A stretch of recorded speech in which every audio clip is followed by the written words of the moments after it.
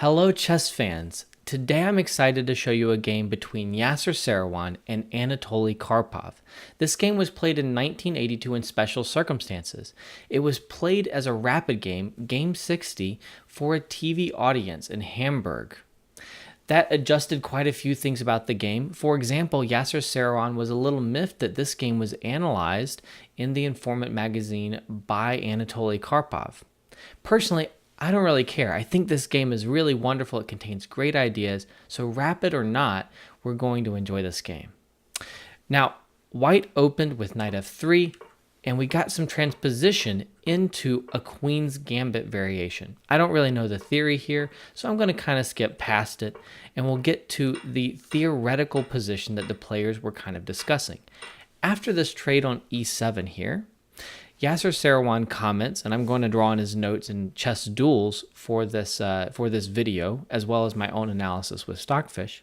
He comments that e3 was the popular move at the time, and he wanted to try something innovative. So he played the move g3. His idea is the bishop doesn't really do anything on this diagonal. Better to put it on g3, where it will attack black's many sensitive points on the long diagonal. An excellent idea, but also a slow idea, and black is going to try to play actively to prevent white from this kind of consolidation. So rook e8, and now an interesting move, rook c3. Bishop g2 is an alternative. It becomes very, very sharp very quickly, and I encourage you to check out the analysis in the notes if you're interested. So after rook c3, white now has an idea of stymieing black's counterplay with rook e3 in this position, piling up on the e-file and maybe trading a rook. It's not really possible yet because there'd be a queen b4 check, but after knight a6, thinking about the possibility of c5, and queen a4, it's an immediate threat. Rook e3 would be very strong, and in fact, in a previous game between Yasser Seirawan and Anatoly Karpov, Yasser won an amazing game after c5, which sacrifices a piece, and seems to have been Anatoly Karpov's preparation. The reason it sacrifices a piece is that rook e3 lines up on the e-file. The only way to save the rook on e8 is bishop e6, but that lets the knight go. Now, Karpov did not miss this. He prepared it, or at least his seconds, probably Yefim Geller, had prepared it, but that seems not to have been the best preparation that was ever conducted by the Soviet analysis team. Seirawan was able at the board to refute this by capturing the knight, covering b4 so queen b4 check didn't happen, and then giving back the exchange with knight takes d4. The two minor pieces that he secures are better than black's active rook and queen, and he eventually won a very nice game that he annotated in Winning Chess Brilliancies and My Chess Duels. Going back to this game, Karpov had prepared an improvement. He plays the move b5. This isn't really a pawn sacrifice because after queen takes b5, rook b8, black is getting the pawn back and gaining inactivity. No grandmaster would ever take this b-pawn. But the move b5 does weaken some squares on the queen side. Continuing positionally with queen c2 is a recommendation of Korchnoi, and it's very interesting. So this seems to have been the best way to play in this position, although after c5, an aggressive pawn break, black is able to keep the position dynamic, and after a capture and knight b4, ideas of regaining the pawn, playing queen e4, or otherwise continuing with dynamism and attack seem to work out very, very well for black. However, those positions remain complicated. Instead, queen a5 is played by Yasser Seirawan in the game, and something that he had kind of prepared before when looking at this position seems to be a mistake. Queen a5 tries to keep control of the dark squares in the position and tries to exploit black's kind of anti-positional move b5. A good idea, but in this position, basically the dynamics are more important than the positional concessions that black makes with a move b5. So now we get queen e4 from Karpov, an excellent move. There's an idea of queen b1 check, and it's suddenly very, very hard to stop this idea. I'll point out a major idea from b5 is that in the previous position, when you have not yet played b5, you cannot go queen e4 because knight d2 is a great move. It attacks the queen, it covers b1. Yes, black can capture this rook, but white can capture this rook, and white is also picking up other weak pawns and staying very active. White should win this game. So, queen a4, b5 disrupted the white queen. Now queen e4 is possible. King d2 is the only move to deal with the idea of queen b1 check. King d2 is totally forced. And now Karpov plays the very nice rook e6. This gets the rook to a defended square so that rook e3 is no longer a problem, where the rook is able to go after the rook on e8. So now black is able to think about queen b1 in this position. If instead queen b1 had happened on the previous move here, then rook c2 defending here. Then queen takes b5. Actually, this is Karpov's annotations as well. Queen takes b5, attacks e8, and defends the pawn on b2. And white seems to be holding on here. So, after queen e4, king d2, rook e6 here, we have pawn b3. In fact, computer analysis says that rook e3 was a better move here, queen b1, and then queen a3. Basically, I would never ever want to play this position as white. Stockfish says that this is okay, and white is actually not worse in this position.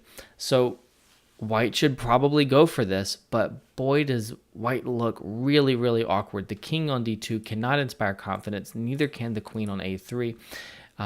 It is a very computer-like defense to try and play this way.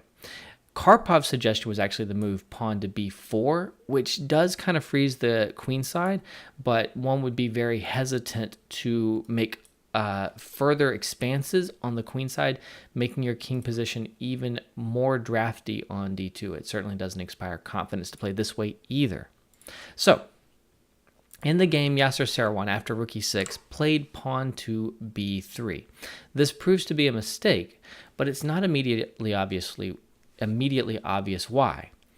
The immediate queen to b1 in this position is not so good. Rook c2 is really, really clever. Suddenly, the queen is in more danger of getting trapped, either by bishop g2 or by a pawn to e4 and then a bishop move somewhere along this diagonal, perhaps, than it is of actually attacking anything. So the black queen is actually in trouble here, and white is suddenly better. However, after the move b4, the rook is inconvenienced. It can't stay on c3, where it was defending on both lines. It has to pick a line. In the game, rook e3 is played. If instead rook c1 or rook c2 were played, there's a really nice idea for black.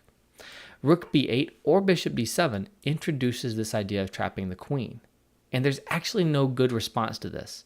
This is a winning idea, and white is actually totally busted. So Yasser managed to avoid that and play rook e3 instead. But now the queen comes into b1, which is very, very strong. Rook takes e6, and now Karpov goes for it. Queen check first, and then bishop takes e6, sacrificing this knight. Now, this isn't a particularly courageous sacrifice. It's excellent play, of course, but black always has an easy perpetual from a1 and c3, so black doesn't risk anything with this particular knight sacrifice. But black can also play for more. After white takes on a6, black is able to give a few checks and then play bishop f5. Now, there's threats of mate both starting with bishop c2 and queen c2 here. There are only two ways that white can play so as to stop these checkmates. One is pawn to e3, and the other is knight e1. Knight e1 is played in the game, so we'll get there in a moment. If instead, pawn e3, bishop e4 is now a winning move. The problem is this attacked knight actually has no good way to defend itself.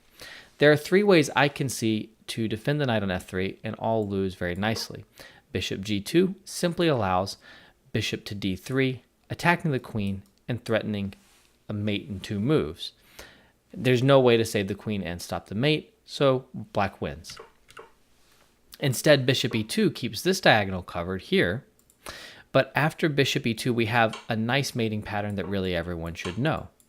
The queen comes in and mates on e2 right here.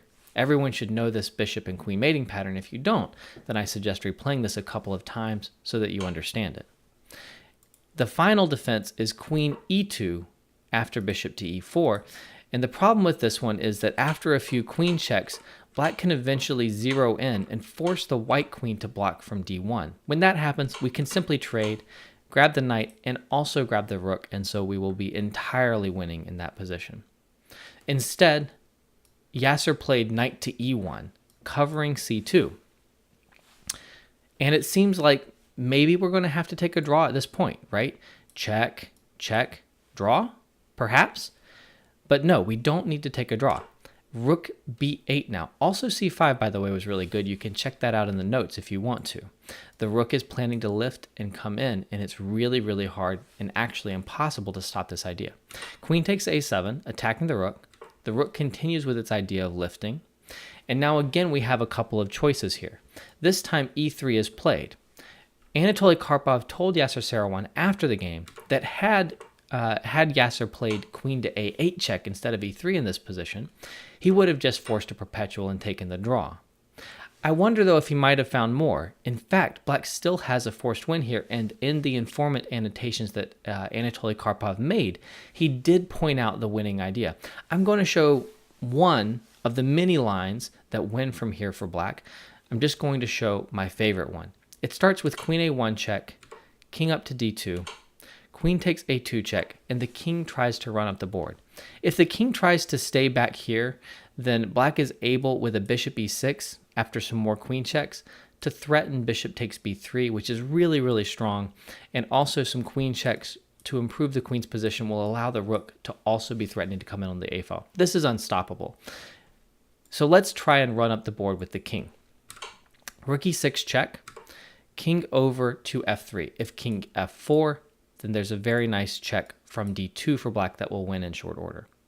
Now bishop e4 check, and this wins the game, but it's not so obvious that this is totally busted for white after having given up the queen.